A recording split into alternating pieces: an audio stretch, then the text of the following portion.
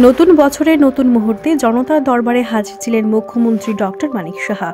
জনসম্পর্ক কর্মসূচির অঙ্গ হিসাবে মুখ্যমন্ত্রী সমীপ ইস্যু চালু করেছিলেন। সকাল থেকে সুবিধাভোগীদের ভিড় ধরা পড়ে মুখ্যমন্ত্রীর সরকারি বাসভবনে।